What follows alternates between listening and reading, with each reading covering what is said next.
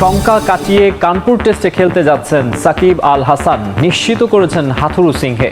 Wicket দেখেই match ডেতে একাদশ সাজানোর পরিকল্পনা, ব্যাটারদের সতর্ক হওয়ার তাগিদ।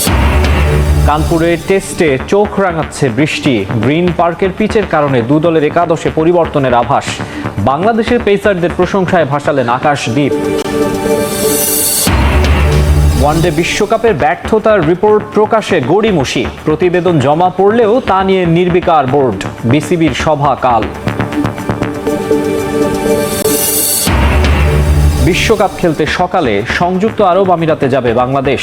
শারজার স্পিন সহায়ক উইকেটে গুরুত্বপূর্ণ ভূমিকা রাখতে চান নাহিদা, ম্যাচ বাই ম্যাচ জয়ের আশা।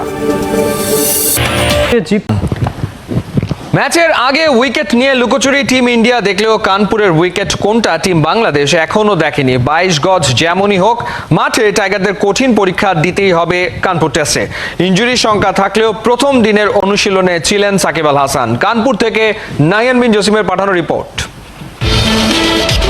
ধবধবে সাদা ইনার গ্লাভসের নিচে নীল রঙা কষ্ট কি তবে লুকিয়ে? আঙুলের ব্যথা নিয়ে সাকিবকে খেলতে হয়েছে চেন্নাই টেস্টে। দুঃসময় যখন আসে তখন নাকি চার পাশ দিয়ে ছুটে আসে। সাকিবের সময়টা যে খুব একটা ভালো যাচ্ছে না মাঠে আর মাঠের বাইরে। বাঁ হাতে ঝুলে থাকা কালো স্ট্রিপ এখন সাকিবের সবচেয়ে কাছের।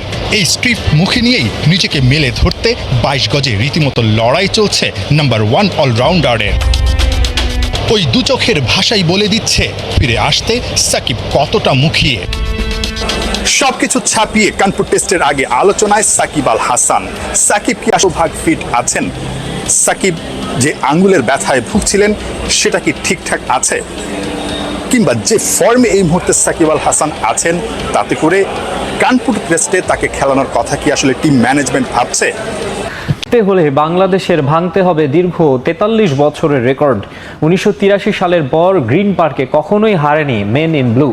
পিচের বৈশিষ্ট্যের কারণে দুই দলের একাদশেই আসতে পারে পরিবর্তন। তৃতীয় পেসারের জায়গায় অন্তর্ভুক্ত হতে পারেন বাড়তি একজন স্পিনার। সেক্ষেত্রে নাহিদ অথবা তাসকিনের জায়গায় সুযোগ পাবেন তাইজুল ইসলাম। যদিও ফ্ল্যাট উইকেটে ম্যাচের ভাগ্য গড়ে দেওয়ার দায়িত্বটা পালন করতে হবে ব্যাটারদের।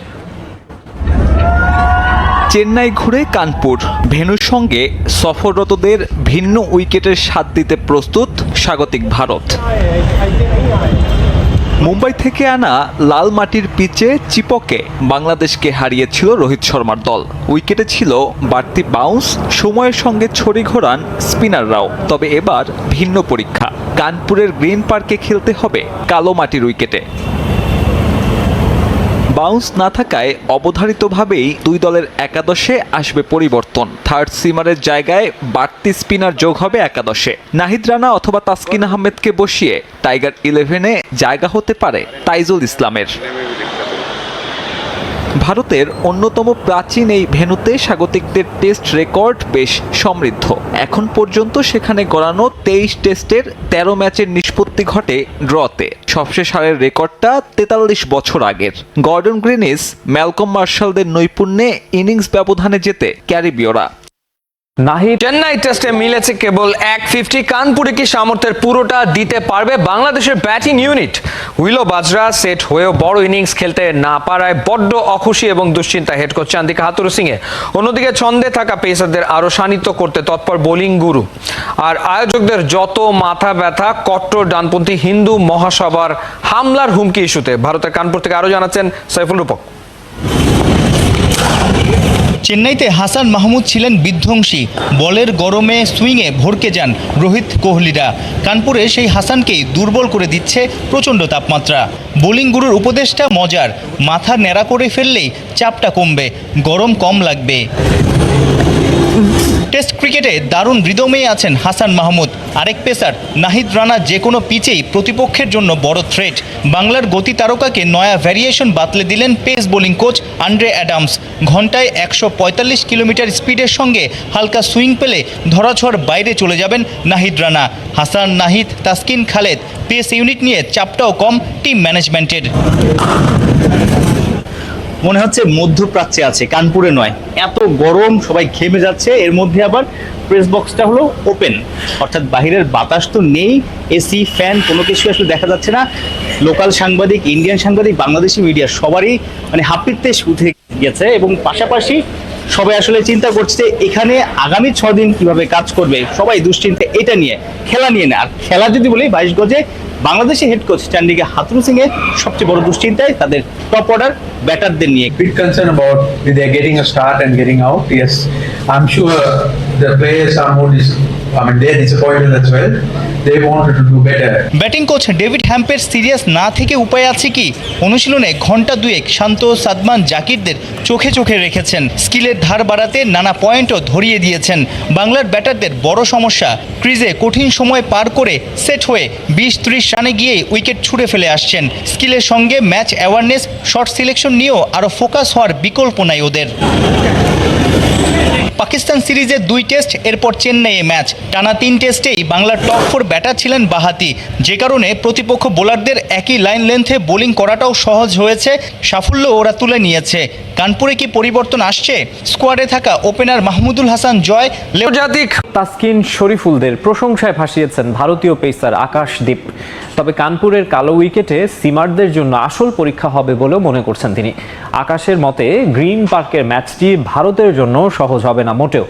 আজ দ্বিতীয় টেস্টকে সামনে রেখে কানপুরে প্রথমবারের মতো অনুশীলন করেছে টিম ইন্ডিয়া। একটার পর একটা আকাশের ডেলিভারি, পেছনে ঠায় দাঁড়িয়ে মর্নি মর্কেল, বিরাট, গিল, ঋষভ, নেটে সবাই নাকাল তার বাউন্সারে। তবু কিছু একটা ঠিকঠাক মনে হয়নি ভারতীয় পেস বোলিং কোচের। কিছুক্ষণ বাদেই মর্নির ক্লাসের ডাক পড়ল আকাশদীপের। এভাবে চলল নেট সেশন। কানপুরে প্রথমবারের মতো অনুশীলনে টিম ইন্ডিয়া। বুমরা আসলেও বোলিং করেননি। সিরাজ করেছেন মোটে 2 ওভারের মতো। বাকিটা সময় হাত ঘুরিয়েছেন বিহারে জন্ম নেয়া বাংলার হয়ে রঞ্জি খেলা আকাশ। চেন্নাই টেস্টে বুমরা, সিরাজ, আকাশের সঙ্গে সমান তালে লড়েছেন বাংলাদেশি পেসার তাসকিন, নাহিদ, হাসান মাহমুদরা। বাংলাদেশের পেস বিপ্লবের খবর ঠিকই জানা আকাশদীপের। চিদম্বরমে দেখলেন সামনে থেকে, করলেন ভূয়সী প্রশংসা। ক্রিকেট নয়, বিরাট কোহলি বরং এবারে ব্যাট প্যাড পরে নেমে পড়তে পারেন ভারতের ডোমেস্টিক সার্কিটে। সেই সম্ভাবনা জেগেছে একটা কারণেই, তিনি টি-20 বিশ্বকাপ জিতে ওই ফরম্যাট থেকে অবসর নিয়েছেন। মানের বিবেচনায় সারা দুনিয়ার প্রথম সারিতেই আছে রঞ্জি ট্রফি। আর দীর্ঘদিন পর টিম দিল্লির সম্ভাব্য ক্রিকেটারদের তালিকায় উঠেছে কোহলির নাম। তাতে স্মৃতিকাতর দেশটার ক্রিকেট ফ্যানরা। বিশ্বকাপ মিশনে কাল সকালে আরব আমিরাত যাচ্ছে নারী দল। লাল সবুজ জার্সিতে অভিষেকের অপেক্ষায় পেসার দিশা বিশ্বাস আর টপ অর্ডার ব্যাটার তাজ নেহার।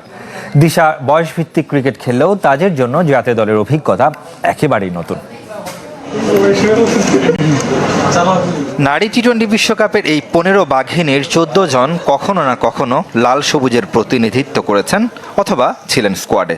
ব্যতিক্রম শুধু একজন, তিনি তাজ নেহার। প্রথমবার ডাক পেয়েছেন জাতীয় দলে। আনন্দে রীতিমতো বাকরুদ্ধ এই টপ অর্ডার ব্যাটার। খুবই আনন্দ লাগতেছে। মানে আমি যখন আমার নামটা শুনতে পাই অবাক হয়ে গেছিলাম। মানে কল্পনার বাইরে, বলার ভাষা নেই আমার। নজর কেড়েছেন এবারের জাতীয় লিগে বিগ হিট করে। এই টপ অর্ডার ব্যাটারের মতো অবশ্য একেবারে নতুন নন দিশা বিশ্বাস। খেলেছেন অনূর্ধ্ব 19 কিংবা বাংলাদেশ এ দলের জার্সিতে। এশিয়া কাপের স্কোয়াডেও ছিলেন। তবে জাতীয় দলের জার্সিতে অভিষেক হওয়া বাকি। সুযোগ পেলে রাঙাতে চান ডেবিউ ম্যাচ। ওয়ার্ল্ড কাপের মতো এত বড় একটা পর্যায়ে অভিষেক হলে আসলে অন্যরকম কিছু হবে। তারপরে অভিষেকের থেকে সবচেয়ে বড় ইম্পর্টেন্ট জিনিস হচ্ছে আমি যেন আমার অভিষেকটা রাঙায় রাখতে পারি। অভিজ্ঞ জাহানারা, সেন্সেশন মারুফাদের ভিড়ে আরব আমিরাতের স্পিনিং কন্ডিশনে একাদশে জায়গা পাওয়া চ্যালেঞ্জিং। সংশ্লিষ্ট প্রতিষ্ঠানের আয়োজকদের দাবি ডিআরএ চালানোর মতো সংশ্লিষ্ট প্রতিষ্ঠানের লোক বলের অভাব। কিন্তু দ্বিপাক্ষিক সিরিজ হলে এই সমস্যা আবার হয় না। ক্রিকেট পাড়ায় গুঞ্জন টাকা বাঁচাতেই আয়োজকদের এই টালবাহানা। অথচ বিপিএলে আসছে নোরা ফাতেহি, যেখানে কোটি টাকা ব্যয় হবে। এমনিতেই বিপিএলে গত 8 আসরে দাঁড়াতে পারেনি শক্ত ভিত্তির ওপর। তারপর এবার পড়েছে বড় চ্যালেঞ্জের মুখে। আগের আসরগুলোতে যখন বিপিএল অনুষ্ঠিত হতো তখন বিগ ব্যাশ ছাড়া বিশ্বের আর কোথাও তেমন একটা ফ্রাঞ্চাইজি আসর হতো না। এবার দুইটি বড় আসর প্রথমবারের মতো অনুষ্ঠিত হতে যাচ্ছে। একটি সংযুক্ত আরব আমিরাত এবং অপরটি দক্ষিণ আফ্রিকাতে।